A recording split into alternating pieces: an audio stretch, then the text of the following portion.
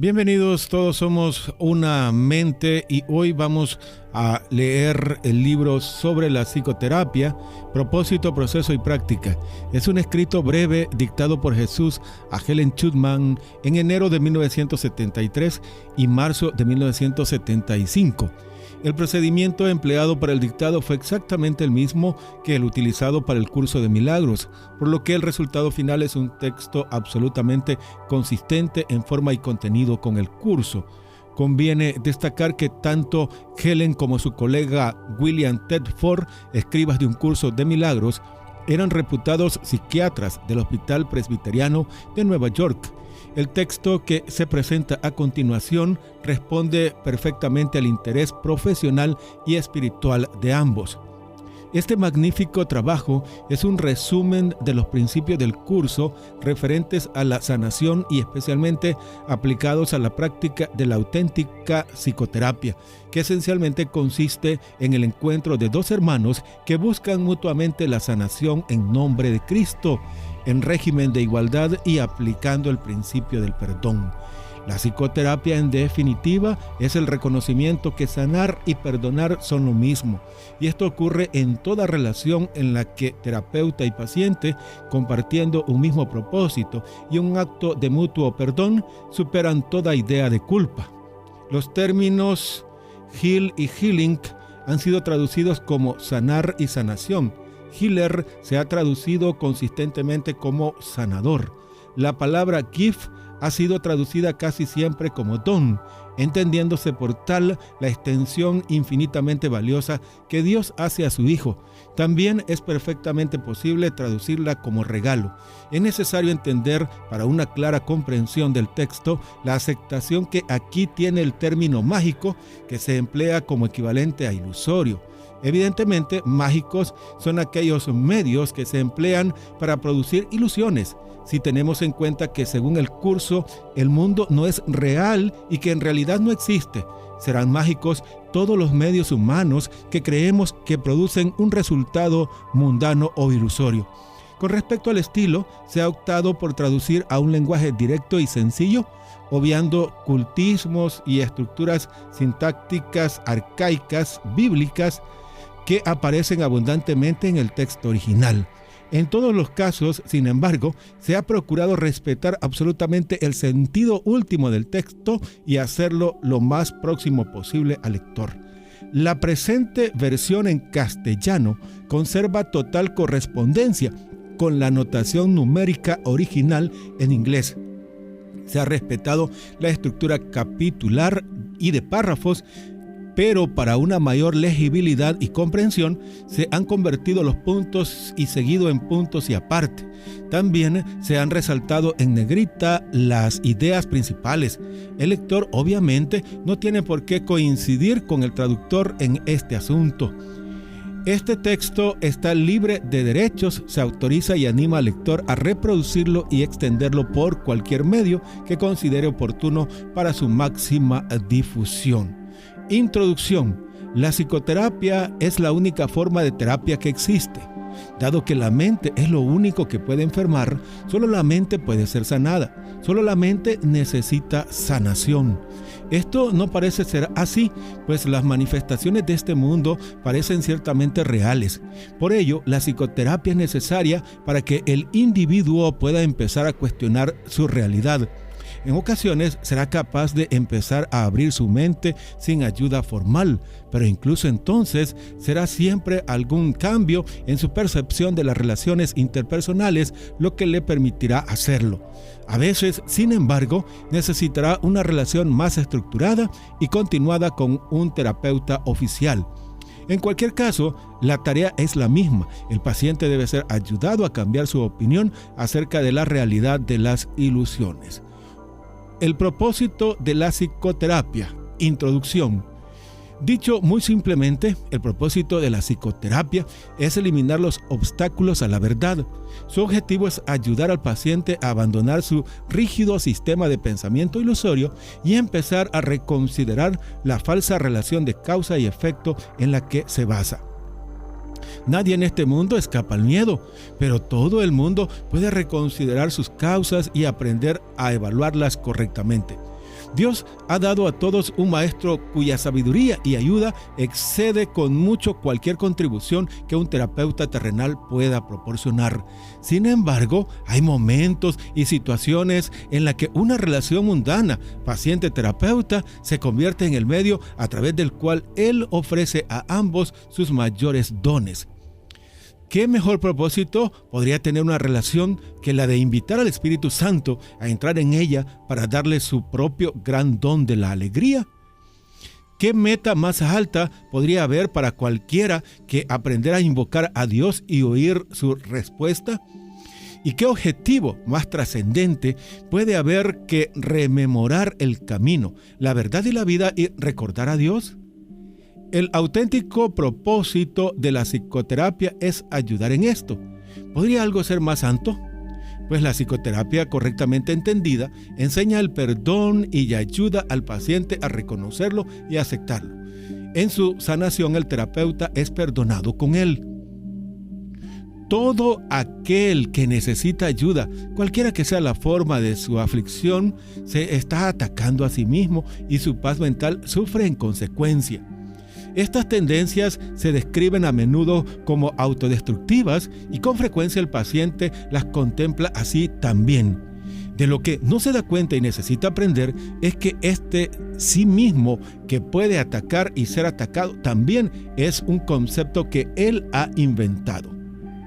Es más, lo aprecia, lo defiende y a veces incluso está dispuesto a sacrificar su vida en su nombre, pues lo considera su propio ser.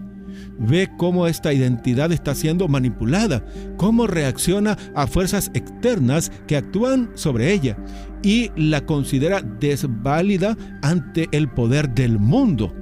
La psicoterapia entonces debe restaurar a su conciencia la capacidad para tomar sus propias decisiones. El paciente debe estar dispuesto a invertir su forma de pensar y a entender que lo que pensó que proyectaban sus efectos sobre él estaba causado por sus proyecciones sobre el mundo. El mundo que ve, por lo tanto, no existe. Hasta que esto no sea aceptado, al menos en parte, el paciente no puede verse a sí mismo como realmente capaz de tomar decisiones. Y luchará contra su libertad creyendo que es esclavitud. El paciente no necesita creer en el carácter divino de la verdad para hacer progresos en la salvación, pero debe comenzar a separar la verdad de la ilusión, reconociendo que no son lo mismo y mostrarse a sí mismo cada vez más dispuesto a contemplar las ilusiones como algo falso y a aceptar la verdad como tal. Su maestro lo llevará desde ahí tan lejos como esté dispuesto a ir. Lo único que hace la psicoterapia es ahorrarle tiempo. El Espíritu Santo usa el tiempo como una estima más conveniente y nunca se equivoca. Bajo su dirección, la psicoterapia es uno de los medios que Él usa para ahorrar tiempo y para preparar más maestros para su trabajo. La ayuda que Él comienza y dirige es ilimitada. Por cualquier camino que Él elija, toda psicoterapia conducirá a Dios al final. Pero la elección del camino es a Él a quien corresponde. Todos somos sus psicoterapeutas, pues quiere que todos seamos sanados en Él. El proceso de la psicoterapia, introducción. La psicoterapia es un proceso que cambia la manera en que uno se ve a sí mismo. En el mejor de los casos, esta nueva formulación es una consideración más benévola de uno mismo, pero difícilmente se puede esperar que la psicoterapia establezca qué es lo real. Esa no es su función. Si propicia el acceso a la realidad, ya ha alcanzado el mayor éxito posible.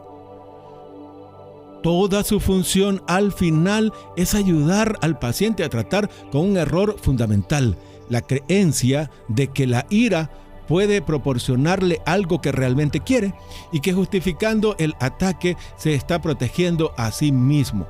En la medida en que se da cuenta de que esto es un error, es la medida en que se salva. Los pacientes no inician una relación terapéutica con este objetivo en mente. Al contrario, tales conceptos significan poco para ellos. o no necesitarían ayuda. Su objetivo es procurar conservar su concepto de ellos mismos exactamente tal como es, pero sin el sufrimiento que esto conlleva. Todo su equilibrio reposa en la demente creencia de que esto es posible. Y como para la mente sana esto es claramente imposible, lo que buscan es la magia. Con las ilusiones lo imposible se consigue fácilmente, pero solo al precio de convertir las ilusiones en realidad. Este es el precio que el paciente ya ha pagado. Ahora quiere una ilusión mejor. Por ello, al comienzo las metas del paciente y del terapeuta están en desacuerdo. Tanto el uno como el otro pueden abrigar falsos conceptos de sí mismos y la idea que cada uno tiene sobre lo que significa mejorar también puede ser diferente. El paciente espera aprender cómo conseguir los cambios que quiere sin cambiar demasiado la idea que tiene de sí mismo. De hecho, en realidad desea estabilizar este concepto lo suficiente para incluir en él los poderes mágicos que atribuye a la psicoterapia. Quiere hacer invulnerable lo vulnerable e ilimitado lo finito. La idea que tiene de sí mismo es su Dios y solo procura servirlo de la mejor manera posible. El terapeuta, independientemente de lo sincero que puede ser, debe procurar cambiar el concepto que el paciente tiene de sí mismo en alguna dirección que él considera que conduce hacia lo que es real. El trabajo de la terapia es reconciliar estas diferencias. En el mejor de los casos, ambos aprenderán a ceder en sus objetivos originales, pues solo en las relaciones personales se puede encontrar la salvación. Al comienzo es inevitable que tanto los pacientes como los terapeutas acepten objetivos poco realistas, no libres completamente de rasgos mágicos. Al final las mentes de ambos los abandonarán. Los límites de la psicoterapia. Aún así, el resultado ideal raramente se consigue. La terapia comienza con el descubrimiento de que la sanación ocurre en la mente y acuden a la psicoterapia aquellos que ya piensan así. Puede ocurrir que no lleguen mucho más lejos, pues nadie aprende más allá de aquello a lo que está dispuesto. Sin embargo, los grados de disposición cambian y cuando el terapeuta o el paciente han alcanzado el siguiente, se les proporcionará una relación que se ajuste a la nueva realidad. Quizás se vuelvan a encontrar de nuevo y avancen en la misma relación haciéndola más santa. O quizás cada uno de ellos adquiera un nuevo compromiso. Lo que es seguro es que ambos progresarán. Los retrocesos son siempre temporales. Por encima de todo, la dirección es siempre de progreso hacia la verdad. La psicoterapia en sí misma no puede ser creativa.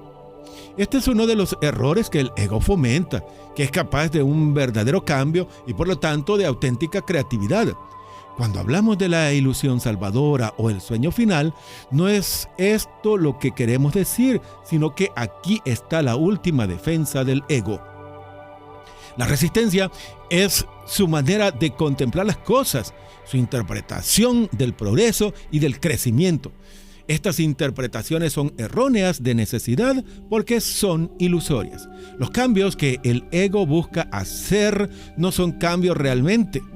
No son sino sombras más profundas o quizás diferentes formaciones nebulosas. Sin embargo, lo que está hecho de nada no puede ser llamado nuevo o diferente. Las ilusiones son ilusiones, la verdad, verdad. La resistencia, tal como aquí está definida, puede ser característica tanto del terapeuta como del paciente. En ambos casos, establece un límite a la psicoterapia porque restringe sus fines. También impide al Espíritu Santo luchar contra las intrusiones del ego en el proceso terapéutico. Pero Él esperará y su paciente es infinita. Su meta es siempre totalmente indivisa. No importa qué resoluciones tomen el paciente y el terapeuta con respecto a sus propios objetivos divergentes, no llegarán a reconciliarse completamente como uno solo hasta que no se unan en el suyo. Solo entonces acaba todo conflicto, pues solo entonces puede haber certeza. Idealmente, la psicoterapia es una serie de encuentros santos en los que los hermanos se encuentran para bendecirse mutuamente y recibir la paz de Dios. Y llegará un día en que esto ocurrirá para cada paciente que hay en la faz de la tierra, pues ¿quién excepto un paciente podría haber venido aquí? El terapeuta solo es un maestro de Dios un poco más especializado. Aprende a base de enseñar y cuanto más avanzado es, más enseña y más aprende. Pero en cualquier estadio en que se encuentre, habrá pacientes que le necesiten tal como es. No pueden tomar de él más de lo que puede dar en ese momento. Aún así, ambos encontrarán la cordura al final. El lugar de la religión en la psicoterapia. Para ser un maestro de Dios, no es necesario ser religioso ni creer en Dios de manera alguna. Es necesario, sin embargo, enseñar el perdón en lugar de la condena. Y ni siquiera en esto se requiere una consistencia completa, pues uno que hubiera llegado a ese punto podría enseñar la salvación completamente en un instante y sin una palabra. Aun cuando quien lo ha aprendido todo no necesita un maestro y quien ha sanado no tiene ya necesidad de un terapeuta. Incluso para ellos, las relaciones personales serán todavía el templo del Espíritu Santo y serán hechos perfectos en el tiempo y restituidos a la eternidad. La religión formal no tiene lugar en la psicoterapia, pero tampoco tiene un auténtico lugar en la religión misma. En este mundo hay una sorprendente tendencia a unir palabras contradictorias en un mismo término sin percibir la contradicción en absoluto. La tentativa de formalizar la religión es un intento tan obvio del ego de reconciliar lo irreconciliable que apenas requiere ningún comentario al respecto. La religión es experiencia, la psicoterapia es experiencia. Al nivel más elevado se convierten en una y lo mismo. Ninguna de las dos son la verdad en sí misma, pero ambas pueden ocurrir a ella. ¿Qué hace falta para encontrar la verdad, que sigue siendo perfectamente obvia, sino eliminar los aparentes obstáculos a la conciencia verdadera? El que aprende a perdonar nunca puede fallar en recordar a Dios. El perdón, por lo tanto, es todo lo que hay que enseñar, pues es lo único que es necesario aprender.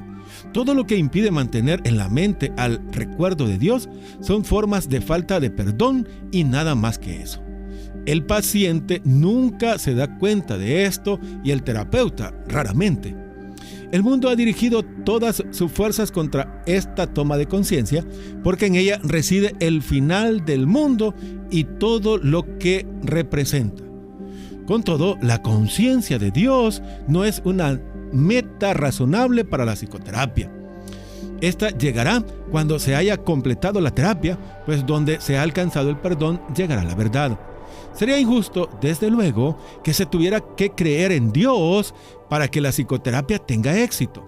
Creer en Dios no es ni siquiera un concepto realmente significativo, porque Dios no puede sino ser conocido. Creer implica que no creer es imposible o posible, pero el conocimiento de Dios no tiene un auténtico opuesto. No conocer a Dios es no tener conocimiento, y es a esto a lo que conduce toda falta de perdón. Y sin conocimiento, uno solo puede albergar creencias. A cada persona le atraen diferentes recursos de enseñanza. Algunas formas de religión no tienen nada que ver con Dios, y algunas formas de psicoterapia no tienen nada que ver con la sanación. Sin embargo, si el alumno y el maestro se unen compartiendo un mismo objetivo, Dios entrará en su relación porque ha sido invitado a ello. De la misma manera, la unión de propósito entre el paciente y el terapeuta, restaurar el lugar de Dios en supremacía, primero a través de la visión de Cristo y después por medio del recuerdo de Dios mismo. El proceso psicoterapéutico es el retorno a la cordura. Maestro y alumno, terapeuta y paciente están ambos dementes o no estarían aquí.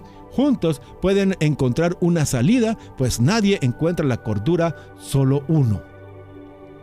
Si la sanación es una invitación a Dios para que entre en su reino, ¿qué importa cómo esté escrita la invitación. ¿Importa acaso el papel, la tinta o la pluma? ¿O lo que realmente importa es quién escribe y hace la invitación? Dios viene a aquellos que se ofrecen a restaurar su mundo, pues ellos han encontrado la manera correcta de invocarle. Siempre que dos se unan, Él estará allí. No importa cuál sea su propósito, pero deben compartirlo absolutamente para tener éxito. Es imposible compartir un objetivo que no haya sido bendecido por Cristo, pues aquello que no se ve a través de sus ojos está demasiado fragmentado para tener significado. Al igual que la religión verdadera es sanadora, la verdadera psicoterapia debe ser religiosa.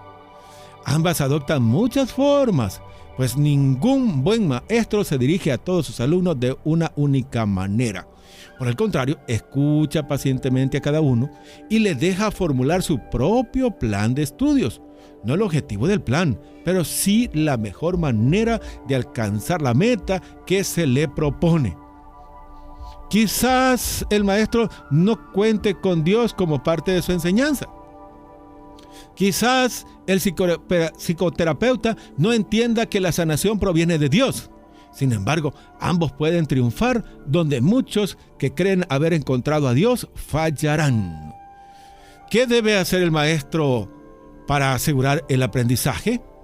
¿Qué debe hacer el terapeuta para llevar a cabo una sanación? Solo una cosa, el mismo requisito que la salvación pide a todos. Cada uno debe compartir una meta con algún otro y de esta manera dejar de pensar que hay intereses separados. Solo haciendo esto es posible trascender las estrechas limitaciones que el ego impone al ser. Solo así pueden el maestro y el alumno, el terapeuta y el paciente, tú y yo, aceptar la expiación y aprender a darla tal como ha sido recibida. Es imposible alcanzar la comunión uno solo. Nadie que permanezca aislado puede recibir la visión de Cristo. Se le ofrece, pero Él es incapaz de extender su mano para recibirla. Que aquiete su mente y reconozca que la necesidad de su hermano es la suya propia. Y que satisfaga entonces la necesidad de su hermano como si fuera suya y vea que ambas son satisfechas como si fuera una, pues eso es lo que son. ¿Qué es la religión? Sino una ayuda que le permite ver que esto es así. ¿Y qué es la psicoterapia? Sino una ayuda exactamente en la misma dirección.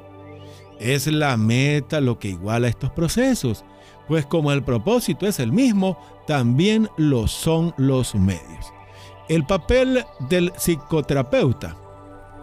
El psicoterapeuta es un líder en el sentido que camina ligeramente por delante del paciente y le ayuda a evitar caer en algún tropiezo del camino al verlo antes que él.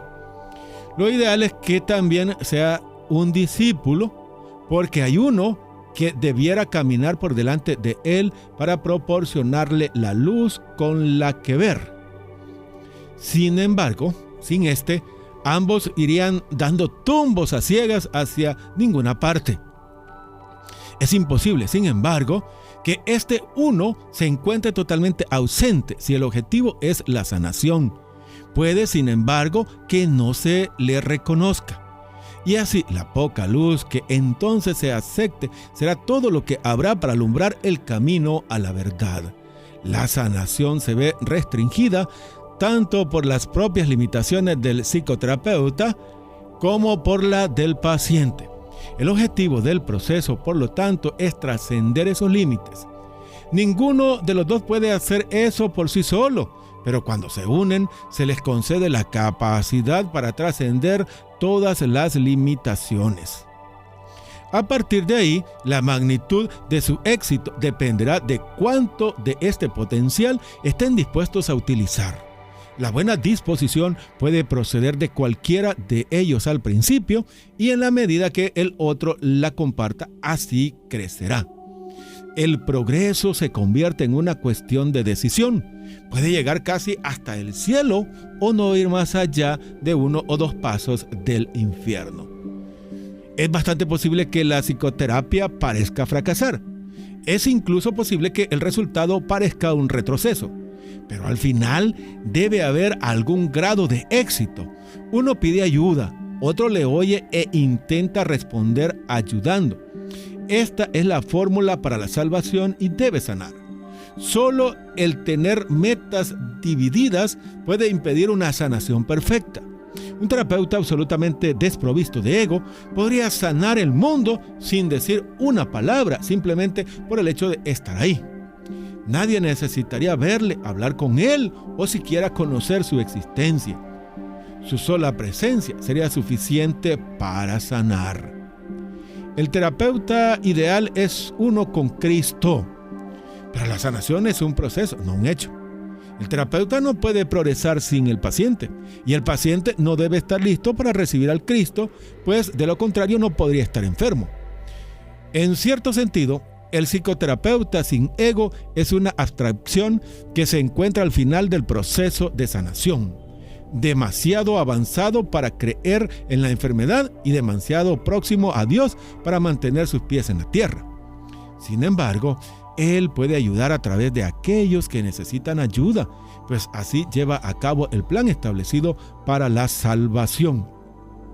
El psicoterapeuta se convierte en un paciente, trabajando a través de otros pacientes para expresar sus pensamientos tal como los recibe de la mente de Cristo. El proceso de la enfermedad. Así como toda terapia es psicoterapia, toda enfermedad tiene su origen en la mente. Es un juicio sobre el Hijo de Dios y el juicio es una actividad mental.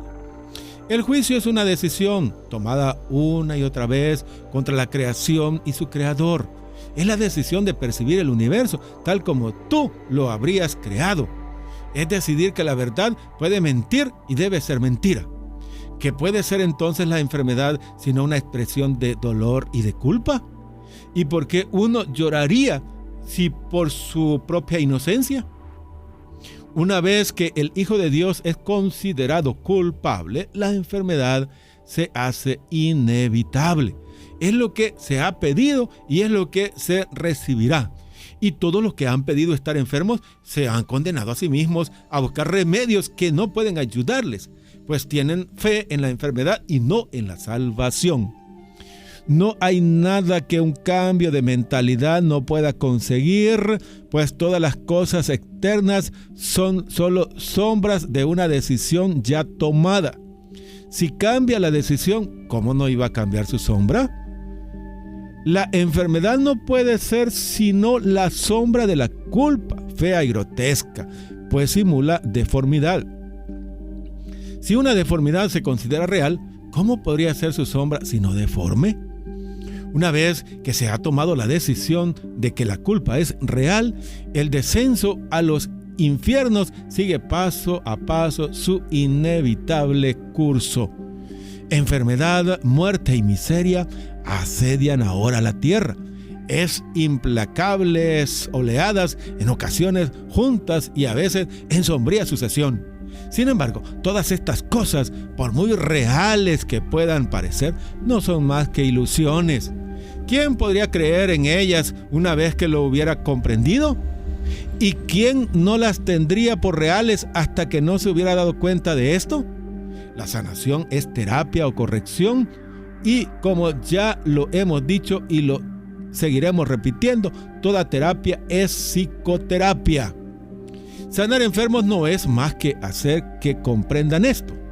La palabra cura ha caído en desprestigio entre los más respetables terapeutas del mundo y con razón, porque ninguno de ellos puede curar y ninguno de ellos entiende lo que es la sanación.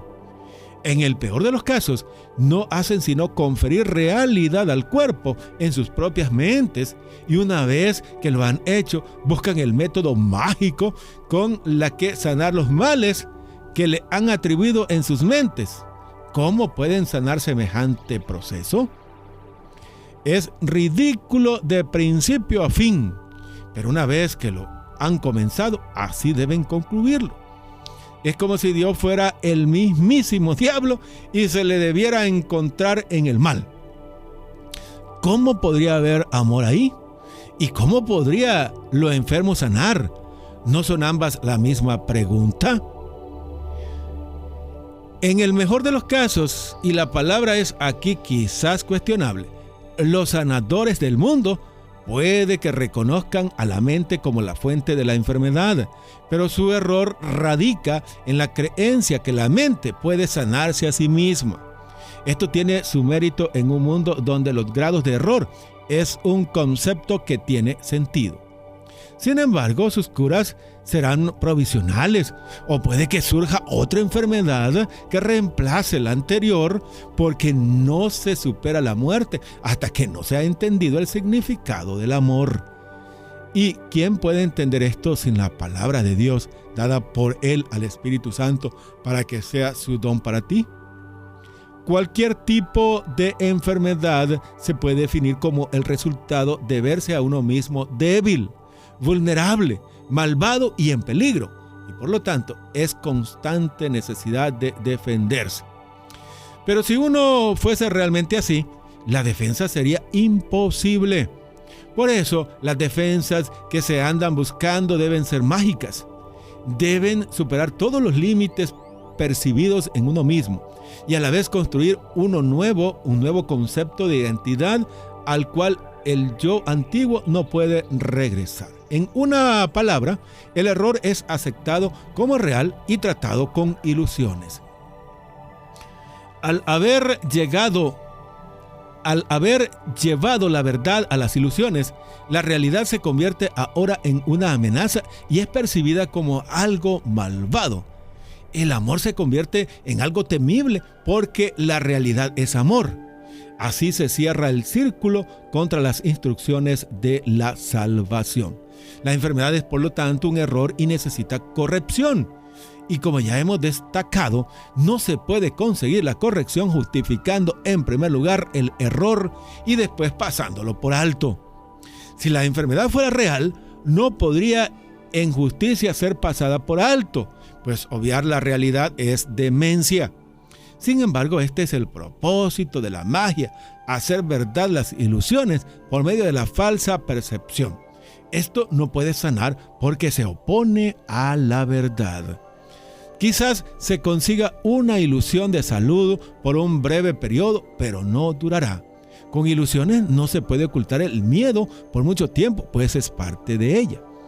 Y como él mismo es la fuente de todas las ilusiones, escapará y adoptará otra forma. La enfermedad es demencia, porque toda enfermedad es una enfermedad mental y en esto no hay grados. Una de las ilusiones por las que la enfermedad es percibida como real es la creencia en que la enfermedad varía en intensidad, que el grado de amenaza difiere de acuerdo con la forma que adopta. En esto se fundamenta la base de todos los errores, porque todos ellos no son sino intentos de transigir viendo únicamente una pequeña parte del infierno. Esto es una burla tan ajena a Dios que debe ser por siempre inconcebible. Pero los dementes lo creen porque están locos. Un loco defenderá sus ilusiones porque ven en ellas su propia salvación. Así atacará todo aquel que intente salvarle de ellas, creyendo que le está atacando a él. Este curioso círculo de ataque-defensa es uno de los problemas más difíciles con los que debe tratar el psicoterapeuta.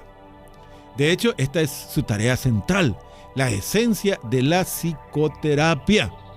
El terapeuta es visto como alguien que está atacando la posesión más preciada del paciente, su imagen de sí mismo. Y como esta imagen se ha convertido en la seguridad del paciente, tal como él la percibe, el terapeuta no puede sino ser considerado como una fuente de peligro que hay que atacar e incluso matar. El psicoterapeuta es consecuencia, tiene una tremenda responsabilidad. Debe hacer frente al ataque sin atacar y por lo tanto sin defenderse. Su tarea es demostrar que las defensas no son necesarias y que la indefensión es fortaleza. Esta debe ser su enseñanza, si quiere que su lección sea que la seguridad radica en la cordura. Una de las ideas fundamentales que nunca hay que olvidar es que el demente cree que la cordura es una amenaza. Este es el corolario del pecado original, la creencia que la culpa es real y completamente justificada. Por lo tanto, la función del psicoterapeuta consiste en enseñar que la culpa, al ser irreal, no puede estar justificada ni tampoco es segura. Y por ello se le debe considerar como indeseable e irreal. El objetivo de toda terapia es mantener la salvación como única doctrina. La sanación se consigue simplemente aliviando a la mente de la pesada carga de culpa que tan cansadamente acarrea. No se cura el cuerpo, simplemente se le reconoce como lo que es. Visto correctamente, se puede entender su propósito. ¿Qué necesidad hay entonces de enfermedad? Con este único cambio de dirección, todo lo demás vendrá por añadidura.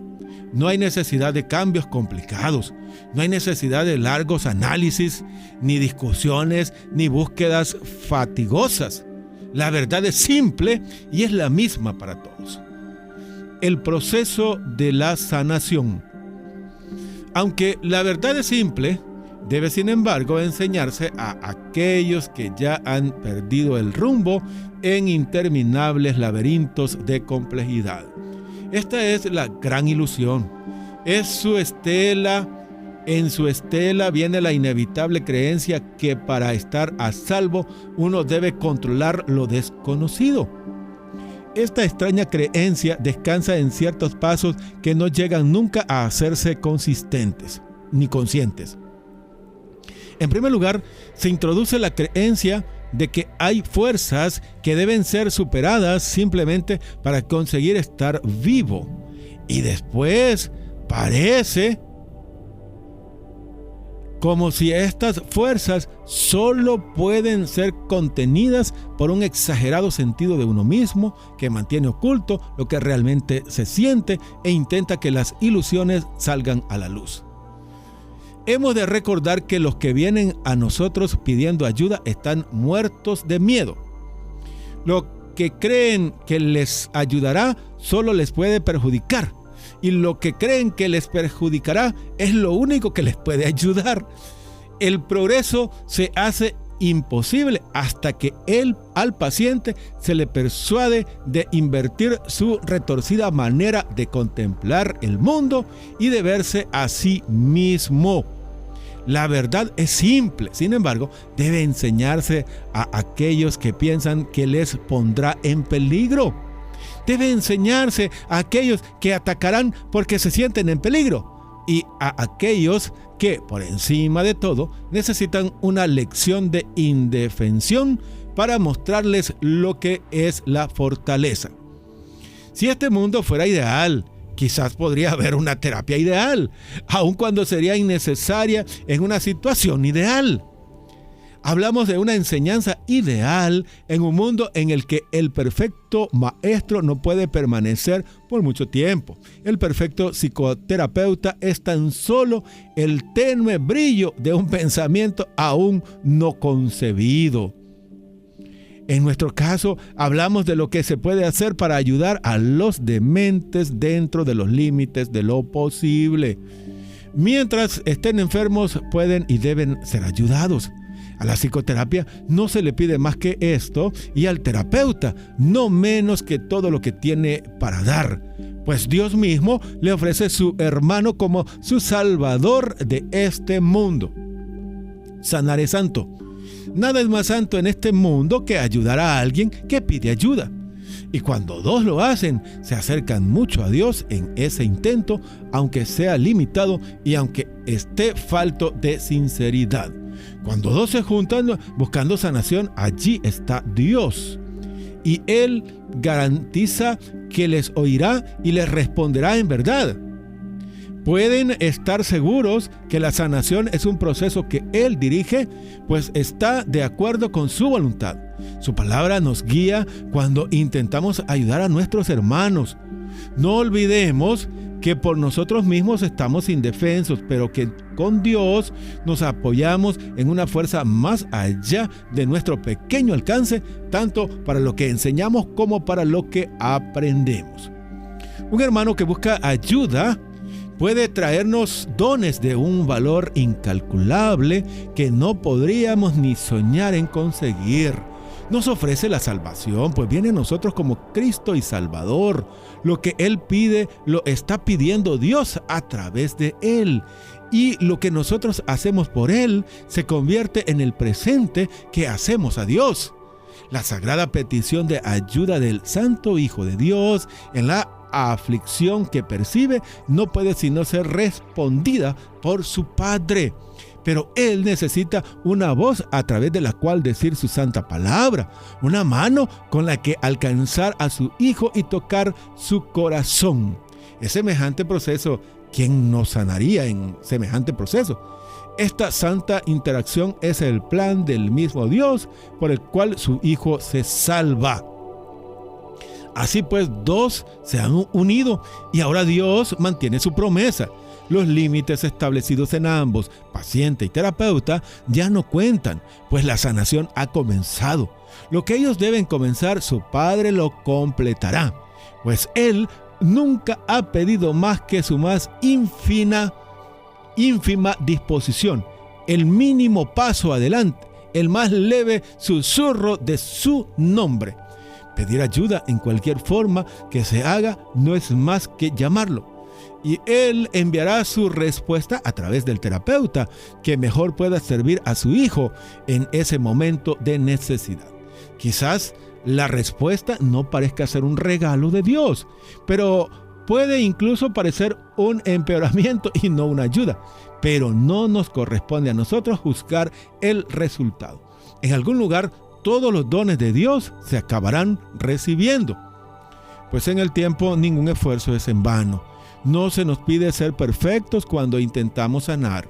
De hecho, ya estamos engañados si pensamos que hay necesidad de sanación. Y la verdad nos llegará solo a través de uno que parece compartir nuestros sueños de enfermedad. Ayudémosle a perdonarse a sí mismo de todas las faltas por las que se condena sin causa. Su sanación es la nuestra. Y tal como veamos su radiante impecabilidad a través del velo de culpa que amortaja al Hijo de Dios, contemplaremos en Él la faz de Cristo y comprenderemos que no es sino la nuestra. Permanezcamos en silencio ante la voluntad de Dios y hagamos lo que ésta ha elegido que hagamos. Solo hay una manera para llegar a donde comenzaron todos los sueños. Y es ahí donde los depositaremos y partiremos en paz para siempre. Cuando oigas a un hermano pedir ayuda, respóndele. Será a Dios a quien contestas, pues tú le llamaste. No hay otra manera de oír su voz. No hay otra forma de buscar a su Hijo. No hay otra manera de encontrarte a ti mismo. Sanaré santo, pues el Hijo de Dios regresa al cielo por medio de su benévolo abrazo. Pues la sanación le dice con la voz de Dios que todos sus pecados le han sido perdonados. La definición de la sanación. El proceso de la psicoterapia, entonces, puede ser definido simplemente como perdón, pues ninguna sanación puede ser otra cosa. Los que no perdonan están enfermos, pues creen que no han sido perdonados. Aferrarse a la culpa, abrazarla con fuerza, cobijarla con amorosa protección y defenderla con presteza. Todo esto no es sino un lúgubre rechazo a perdonar. Que Dios no entre aquí, repiten los enfermos una y otra vez mientras se lamentan por su triste situación y sin embargo se regocijan de ella. La sanación comienza cuando el paciente comienza a oír el canto fúnebre que entona y cuestiona su validez. Hasta que no lo oye, no puede entender que es él quien se lo canta a sí mismo.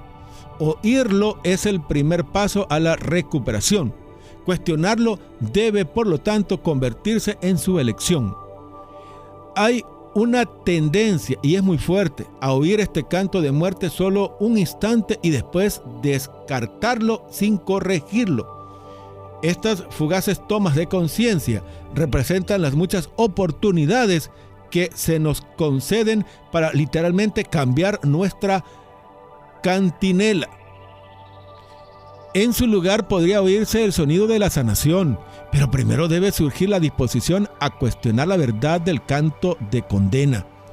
Las extrañas distorsiones inextricablemente urdidas en la idea de uno mismo, que es una pseudocreación en sí misma, hacen que este feo sonido parezca verdaderamente hermoso. En lugar de esos chillidos ruidosos y discordantes, podría oírse el ritmo del universo, la canción del ángel heraldo y otros más.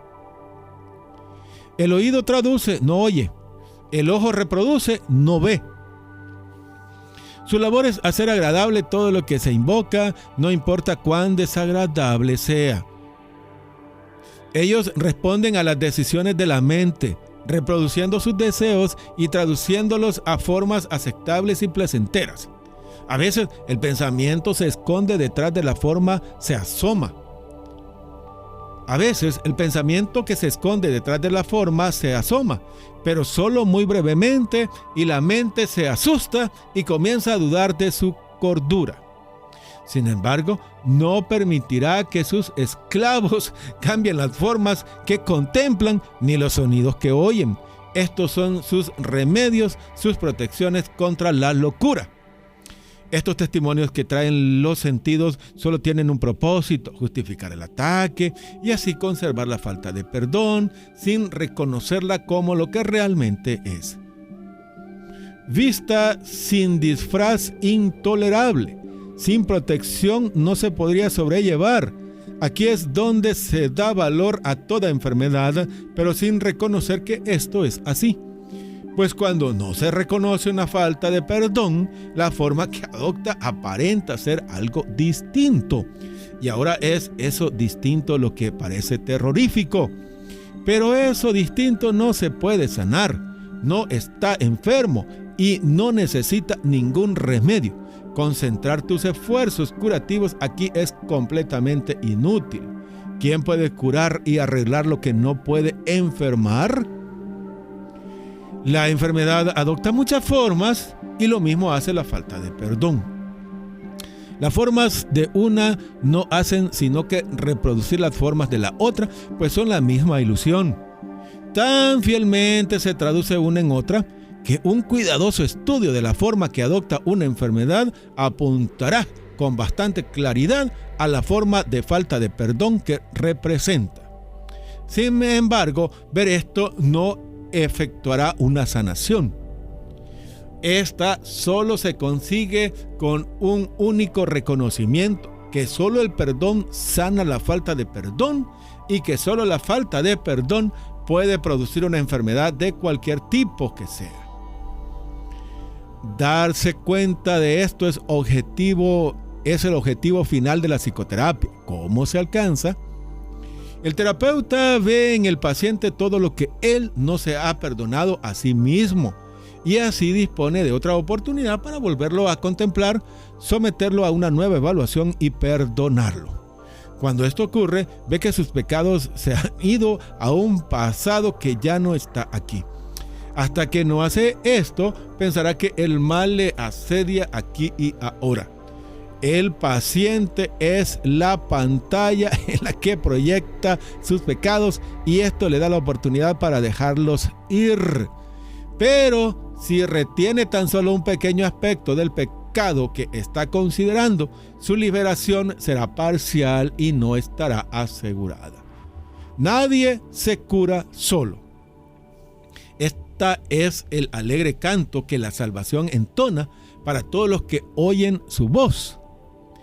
Esta afirmación nunca será lo suficientemente tenida en cuenta por aquellos que se consideran terapeutas. Sus pacientes solo pueden ser contemplados como portadores del perdón, pues son ellos quienes vienen para demostrar su impecabilidad ante los ojos que todavía creen que hay pecado que contemplar. Sin embargo, la prueba de la ausencia de pecado vista en el paciente y aceptada por el terapeuta ofrece a la mente de ambos un pacto en el que se encuentran, se unen y se hacen uno. La relación ideal paciente-terapeuta. ¿Quién es entonces el terapeuta y quién el paciente? Al final, todo el mundo desempeña ambos papeles. Quien necesita sanación debe sanar. Médico, cúrate a ti mismo. ¿Quién más hay para sanar? ¿Y quién, sino él, necesita sanación? Cada paciente que acude a un terapeuta le ofrece a este la oportunidad de sanarse a sí mismo. Él es, por tanto, el terapeuta. Y cada terapeuta debe aprender a sanarse a través de cada paciente que llega a él. Así él se convierte en su paciente. Dios no conoce la separación. Él solo sabe que tiene un hijo. Su manera de conocer se refleja en la relación ideal paciente-terapeuta. Dios acude a quien llama y éste se reconoce a sí mismo en él. Pensadlo cuidadosamente, maestro y terapeuta, ¿por quién oiráis y quién necesita sanación? Pues la terapia es oración y la sanación es su objetivo y su resultado. ¿Qué es la oración sino la unión de las mentes en una relación en la que Cristo puede entrar? Este es su hogar, al cual la psicoterapia le invita. ¿Para qué curar síntomas cuando siempre hay algún otro ahí para elegir? Pero una vez que Cristo entra, ¿qué elección queda sino que Él permanezca? No hay más necesidad que esta, porque esto es todo. Ahí está la sanación y la felicidad y la paz. Estos son los síntomas de la relación idealmente entre el paciente y el terapeuta, que reemplazan a aquellos por los que el paciente vino pidiendo ayuda. En el proceso que ocurre en esta relación, el terapeuta dice al paciente de corazón que todos sus pecados le han sido perdonados junto con los suyos propios. ¿Qué diferencia podría haber entre sanar y perdonar? Solo Cristo perdona, pues conoce su impecabilidad. Su visión sana la percepción y la enfermedad desaparece. Y una vez que su causa ha sido eliminada, nunca más volverá. Esto, sin embargo, requiere de la ayuda de un terapeuta consumado, capaz de unirse con el paciente en una relación santa en la que finalmente se supera todo sentido de separación. Para esto, solo se requiere una cosa y solo una: que el terapeuta no se confunda a sí mismo con Dios de ninguna manera. Todos los sanadores no sanados padecen esta confusión de una forma u otra, porque consideran que se han creado a sí mismos más que haber sido creados por Dios. Esta confusión rara vez o nunca es consciente. De serlo, el sanador no sanado se convertiría instantáneamente en un maestro de Dios y dedicaría su vida a la función de la auténtica sanación. Antes de alcanzar este punto, pensaba que era él quien estaba a cargo del proceso terapéutico y que, por lo tanto, era el responsable de su resultado. Los errores de su paciente se convertían así en su propósito o en su propio fracaso, y la culpabilidad en la cobertura fuerte y oscura de lo que debiera ser la santidad de Cristo. La culpabilidad es inevitable para aquellos que usan su juicio para tomar decisiones. La culpabilidad, en cambio, es imposible en aquellos a través de los cuales habla el Espíritu Santo. La superación de la culpabilidad es el auténtico objetivo de la terapia y la meta obvia del perdón. En esto puede ser vista claramente su unicidad. Sin embargo, ¿quién puede experimentar la liberación de la culpabilidad si se siente responsable de guiar a su hermano? Tal función presupone un conocimiento que nadie aquí puede tener, una certeza de pasado, presente y futuro, y de todos los efectos que ellos puedan ocurrir. Solo desde este omnisciente punto de vista podría ser posible tal papel. Sin embargo, ninguna percepción es omnisciente y hay que estar loco para pensar que la diminuta conciencia individual enfrentada al universo entero es capaz de asumir la posesión de tal sabiduría que muchos terapeutas están locos, es obvio. Ningún terapeuta no sanado puede estar completamente cuerdo. No obstante, es tan insensato no aceptar una función que Dios te ha dado como inventar una que no.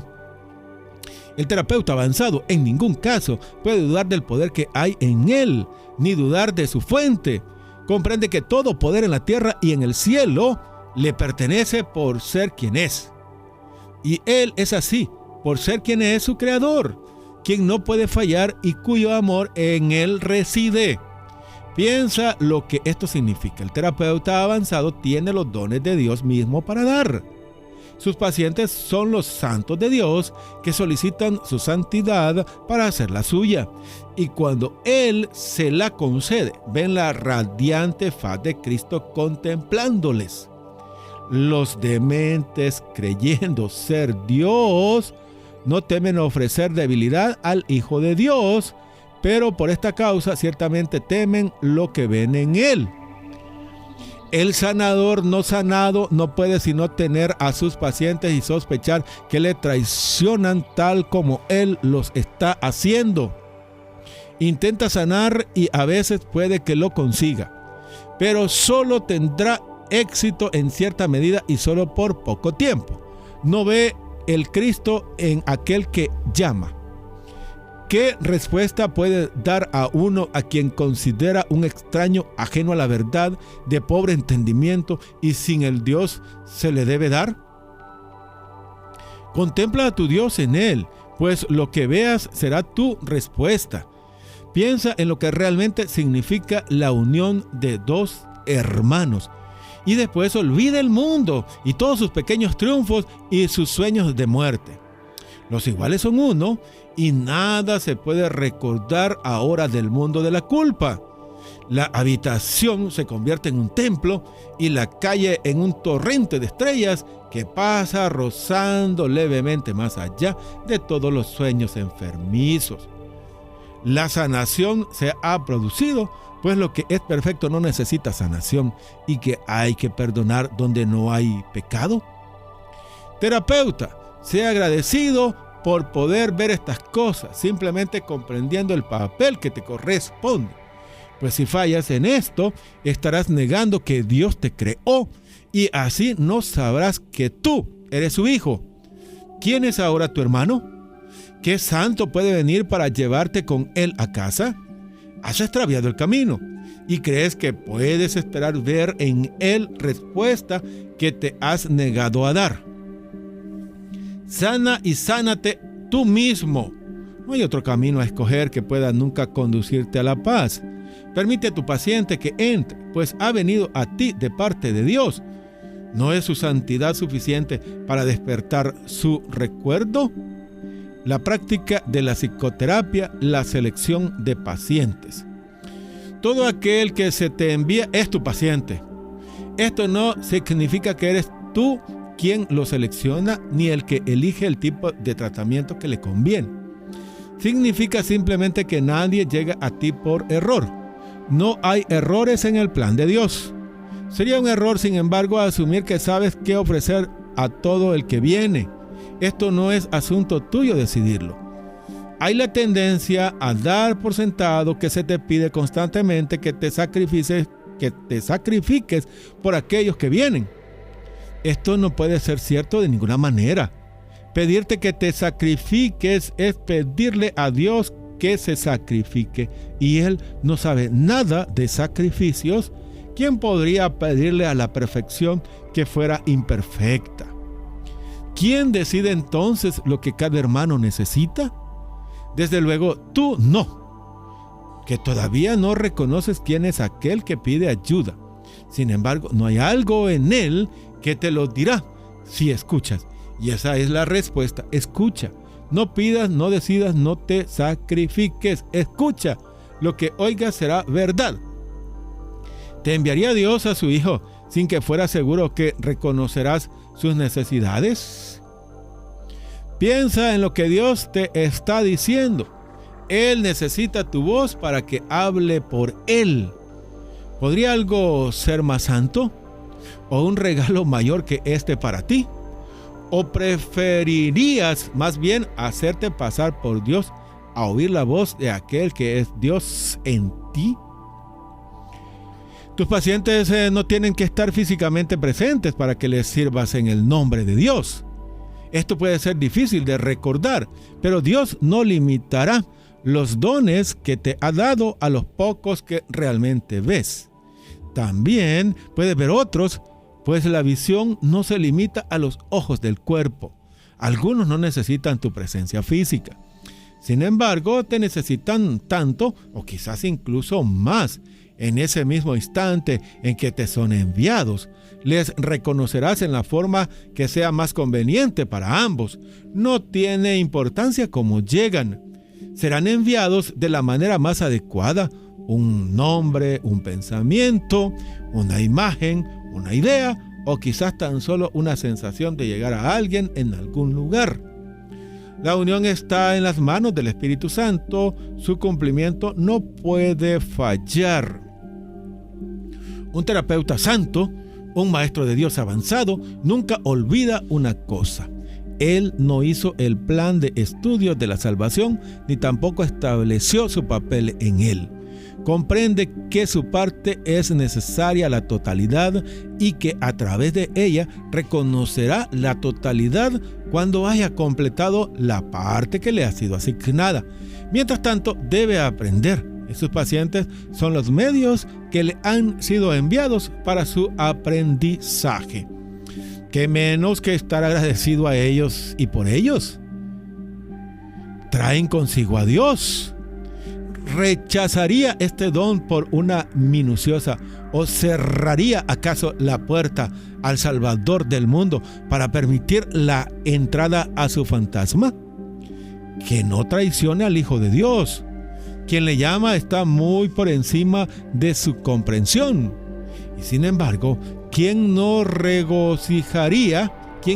regocijaría de poder responder cuando solo así será capaz de oír la llamada y comprender que es la suya propia?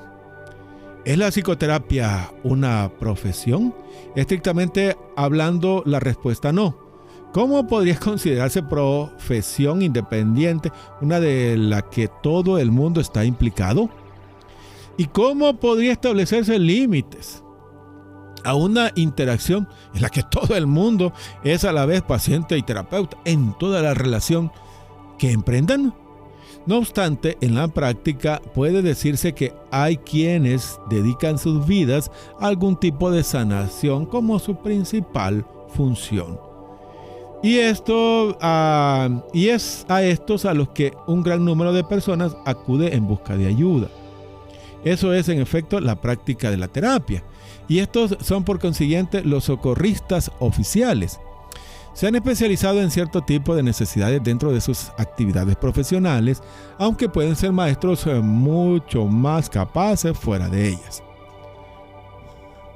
Evidentemente, esta gente no necesita reglas especiales, más bien se les pide que usen los principios generales de la sanación en aplicaciones específicas. En primer lugar, el terapeuta profesional se encuentra en una excelente posición para demostrar que no hay grados de dificultad en la sanación. Para esto, sin embargo, necesita un entrenamiento especial por el plan de estudios por el que se ha convertido en un terapeuta. Probablemente le enseñó poco o nada sobre los auténticos principios de la sanación. De hecho, probablemente le enseñó cómo hacer imposible la sanación. La mayor parte de las enseñanzas del mundo siguen planes de estudio basados en juzgar, con el objetivo de hacer del terapeuta un juez. El Espíritu Santo puede utilizar incluso esto y lo hará en cuanto se le haga la más mínima invitación. El sanador no sanado puede ser arrogante, egoísta, indiferente e incluso deshonesto. Puede desinteresarse por la sanación como principal objetivo. Sin embargo, algo le ocurrió por leve que haya sido y por equivocada la dirección que pueda haber elegido cuando decidió ser un sanador. Ese algo es suficiente. Tarde o temprano ese algo aparecerá y crecerá. Un paciente tocará su corazón y el terapeuta le pedirá ayuda en silencio. Habrá encontrado un terapeuta para sí mismo. Le ha pedido al Espíritu Santo que entre en la relación y que la sane. Ha aceptado la expiación para sí mismo.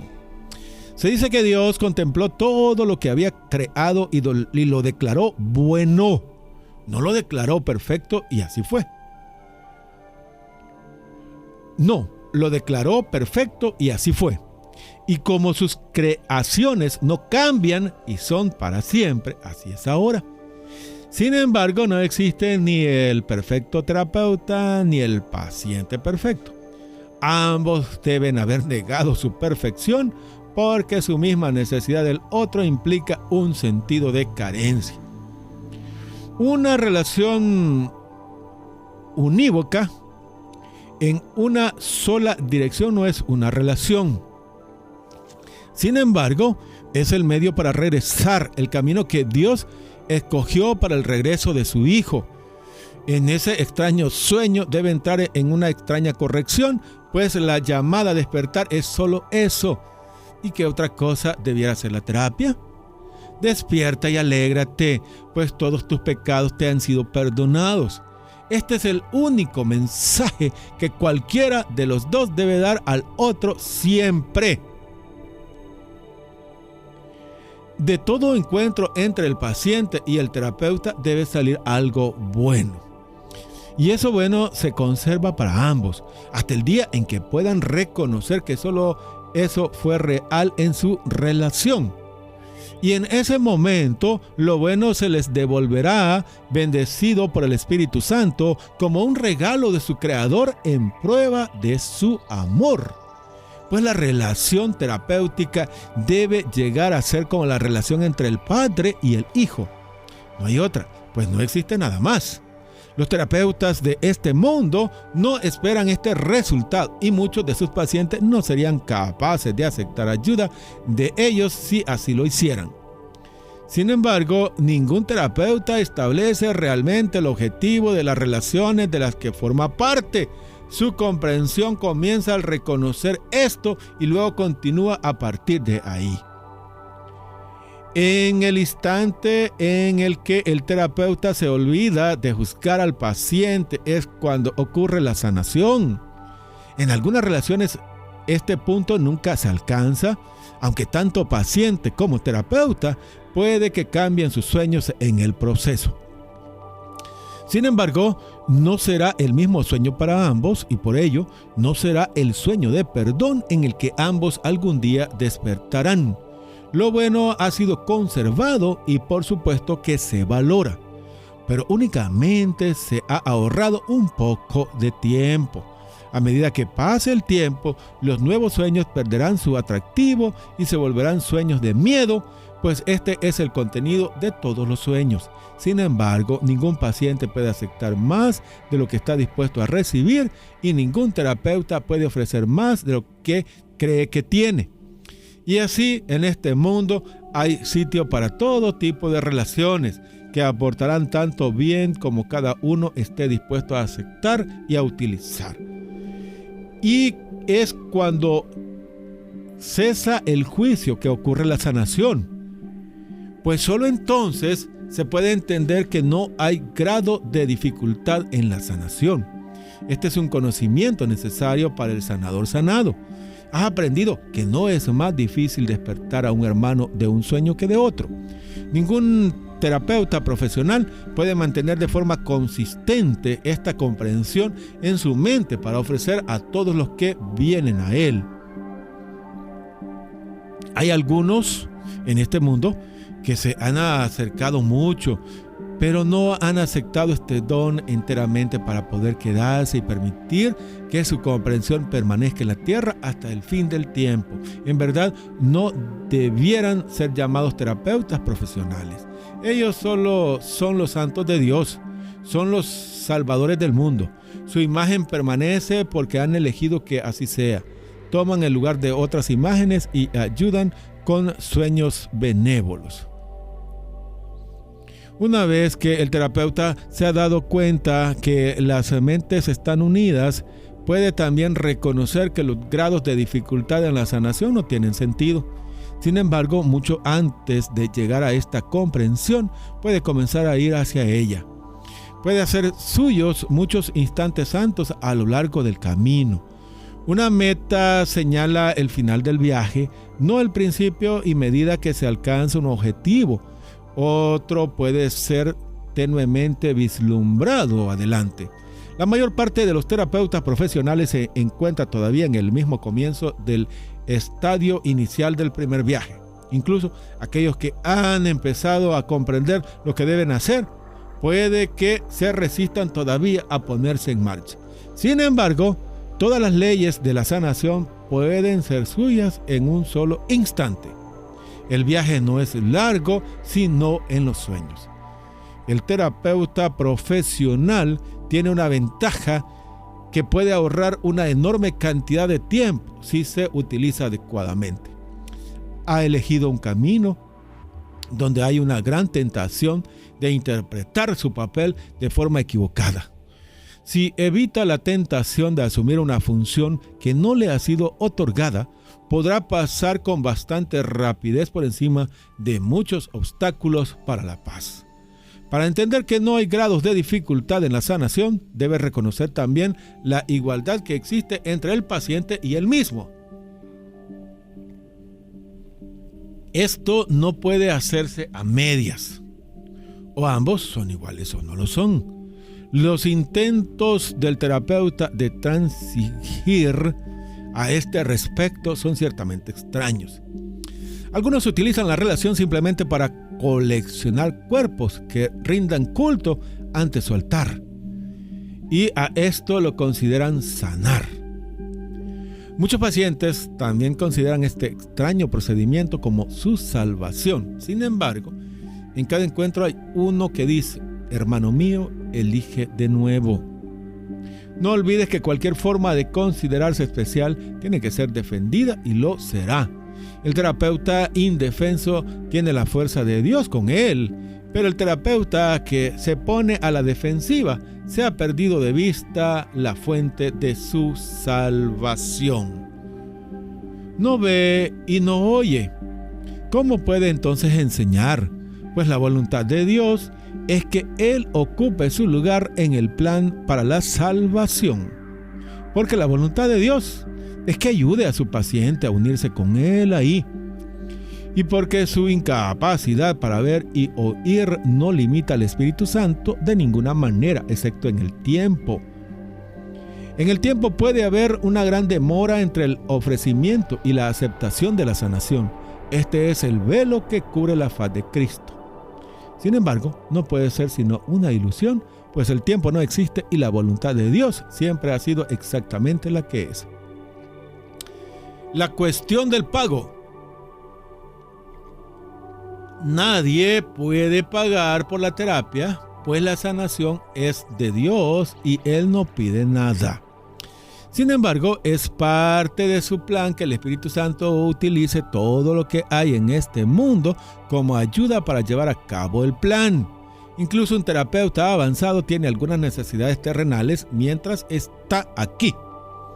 Si necesita dinero, le será concedido, no como pago, sino para ayudarle a servir mejor el plan. El dinero no es malo, no es nada. Pero nadie puede vivir aquí con ninguna ilusión, pues aún debe afanarse por conseguir que la última ilusión sea aceptada por todo el mundo en todas partes. Tiene una parte poderosa en este único propósito, que es para lo que ha venido. No solo está aquí para eso, y mientras permanezca, le será dado todo lo que necesite para estar. Solo un sanador no sanado intentará sanar por dinero y no tendrá éxito en la medida en que lo valora. Ni tampoco encontrará su propia sanación en el proceso.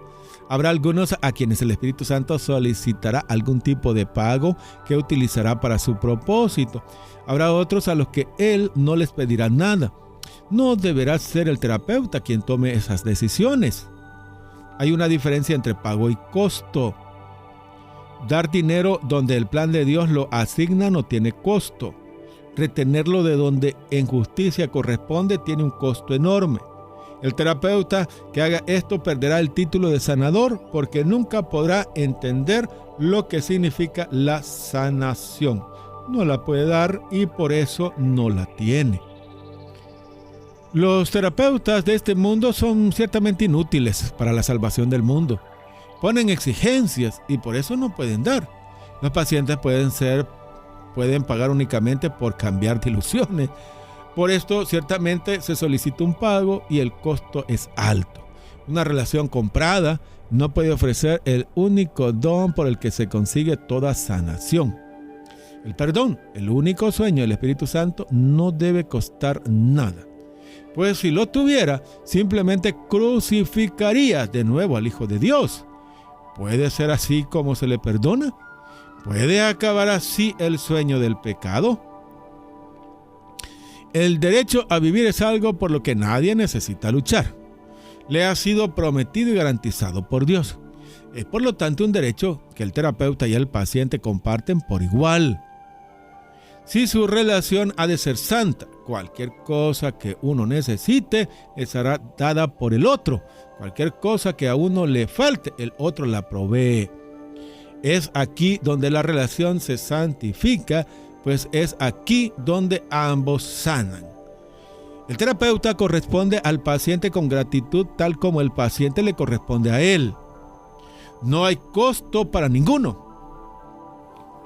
En su lugar, ambos merecen agradecimiento por la liberación del largo encarcelamiento y de la duda.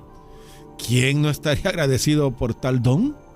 ¿Y quién podría siquiera imaginar que esto puede ser comprado? Se ha dicho correctamente que a quien tiene se le dará, como tiene puede dar, y porque da se le dará. Esta es la ley de Dios, no la del mundo. De la misma manera ocurre con los sanadores de Dios. Ellos dan porque han oído de su Padre y la han entendido. Así, todo lo que necesitan les será concedido. Pero perderán esta comprensión a menos que recuerden que todo lo que tienen proviene únicamente de Dios. Si creen que necesitan alguna cosa de un hermano, dejarán de reconocerle como hermano. Y si hacen esto, una luz desaparece incluso en el cielo. Donde el Hijo de Dios se vuelve contra sí mismo, solo puede contemplar oscuridad. Se ha negado la luz a sí mismo y no puede ver. Siempre se debiera seguir una regla. Nadie debiera ser rechazado porque no puede pagar. Nadie es enviado a otro por casualidad. Todas las relaciones tienen siempre una razón de ser. Cualquiera que pudiera haber sido su propósito antes que el Espíritu Santo entrara en ellas. Son siempre su templo potencial, el lugar de reposo de Cristo y el hogar de Dios mismo. Todo aquel que viene es que ha sido enviado. Puede que haya sido enviado para dar a su hermano el dinero que éste necesitaba. Ambos serán bendecidos de ese modo. O puede que haya sido enviado para enseñar al terapeuta cuánto necesita el perdón y qué poco valor tiene el dinero en comparación. De nuevo, ambos serán bendecidos. Solo en términos de costo podría uno tener más que otro. Al compartir, ambos deben recibir una bendición sin costo alguno. Este punto de vista sobre el pago puede parecer poco práctico, así será seguramente a los ojos del mundo. Sin embargo, ningún pensamiento mundano es realmente práctico. ¿Qué se gana esforzándose por ilusiones? ¿Cuánto se pierde al desechar a Dios? ¿Y es posible hacerlo? Evidentemente no tiene sentido afanarse por lo que no es nada e intentar hacer lo que es imposible. Entonces, detente un momento, lo suficiente para pensar en esto. Quizás hayas estado buscando la salvación sin reconocer dónde mirar. Sin embargo, quien quiera que te pida ayuda puede mostrarte dónde está. ¿Qué mayor don que este se te podría conceder? ¿Qué mayor don podrías ofrecer tú? Médico, sanador, terapeuta, maestro, sánate a ti mismo. Muchos vendrán a ti trayendo el don de la sanación, si así lo eliges. El Espíritu Santo nunca rechaza una invitación para entrar y morar contigo. Te dará un sinfín de oportunidades para abrir la puerta a tu salvación, pues esa es su función. También te dirá exactamente cuál es tu función en cada circunstancia, en todo momento. Quien quiera que Él te envíe, llegará a ti ofreciendo su mano a su amigo.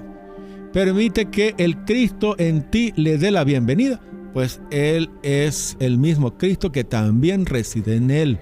Si le niegas la entrada, habrás negado al Cristo en ti. Recuerda la triste historia del mundo y las alegres noticias de la salvación. Recuerda el plan de Dios para restaurar la dicha y la paz, y no olvides que simples son los caminos de Dios. Estabas perdido en la oscuridad del mundo hasta que pediste luz, y entonces Dios envió a su Hijo para dártela.